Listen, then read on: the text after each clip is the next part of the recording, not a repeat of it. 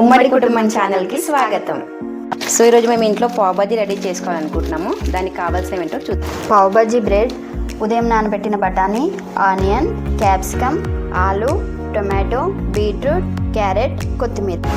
నానబెట్టుకున్న బఠానీని 4 విజిల్లు వచ్చే వరకు కుక్కర్లో వేసుకుందాం.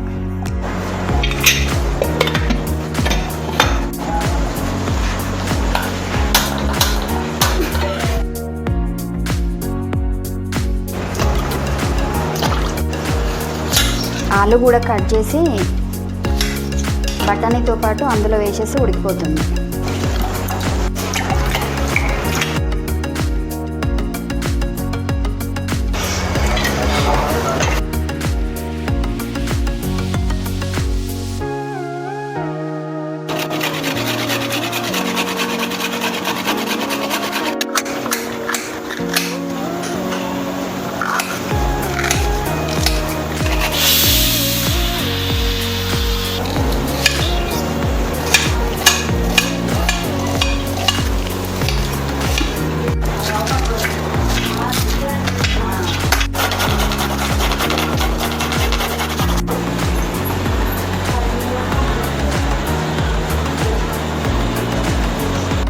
మనకి 4 విజిల్లకి బఠానీ మెత్తగా ఉడికేసింది.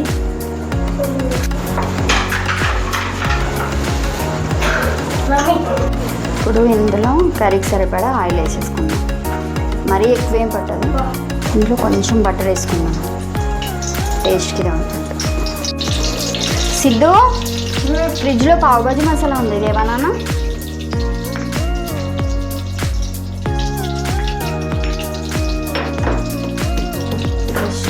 అల్లం వెల్లిపాయ పేస్ట్ కొంచెం,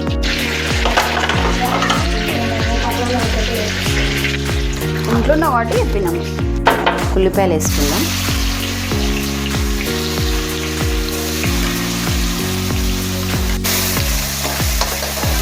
వెద్దగా వేగాలి. ఫ్రెష్గా దంచుకున్న అల్లం వెల్లుల్లి పేస్ట్,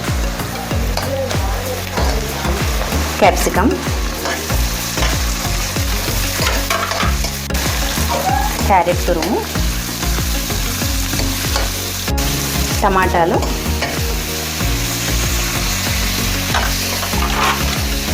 బీట్రూట్ తురుము,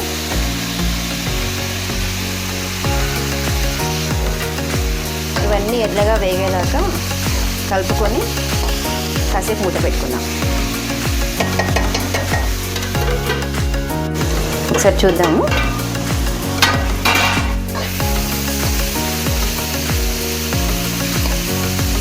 ఇందులో కాస్త ఉప్పు వేసుకుంటే తొందరగా మగ్గిపోతాయి.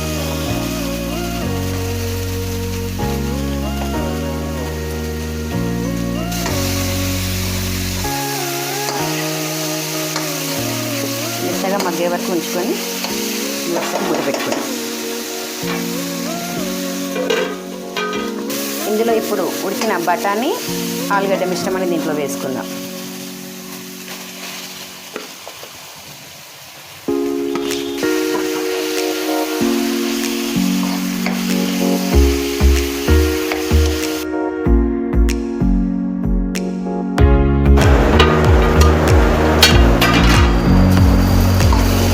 కలుపుకొని నీళ్ళు పోసుకున్నాం దీనికి సరిపడా.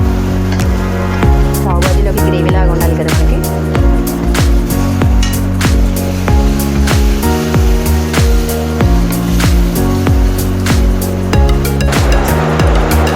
కారపొడి వేసుకుందాం.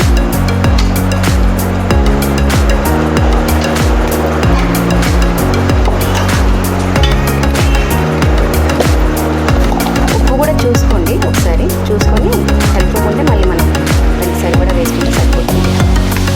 ఇప్పుడు పావ్ బాజీ మసాలా వేసుకుందాము. అది ఉంటేనే దీనికి కరెక్ట్ టేస్ట్ వస్తుంది. గ్రేవీగా ఇది మనకు గట్టిగా అయింది కదా, దానికి మళ్ళీ మనకు సరిపడా వాటర్ పోసుకున్నాము. చూసుకోవాలి మనం దానికి, మనకి పావ్ బాజీకి సరిపడా అది థిక్నెస్ ఎలా ఉండాలి ఏంటి అనేసి మనం చూసుకొని దానికి తగ్గట్టుగా పోసుకుంటే సరిపోతుంది నీళ్ళు అనేది.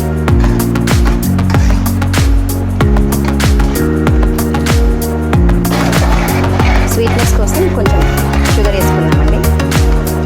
అది మీ ఇష్టం, అవసరం లేదనుకుంటే స్కిప్ చేయొచ్చు. మా ఇంట్లో తింటారు కాబట్టి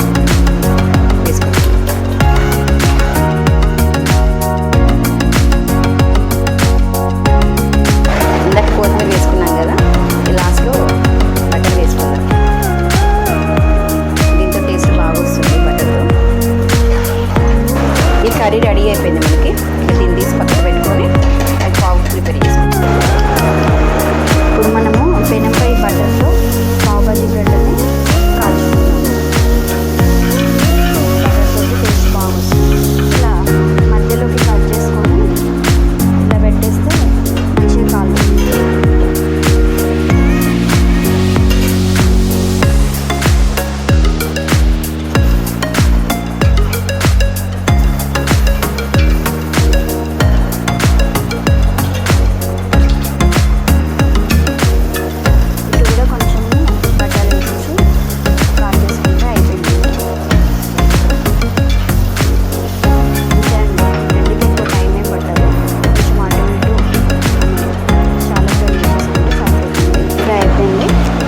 సర్వ్ చేసుకోవడం ఏమన్నా ఒక ప్లేట్లో తీసేసుకొని సర్వ్ చేయాలి. పావు బాజీ రెసిపీ రెడీ అయిపోయింది.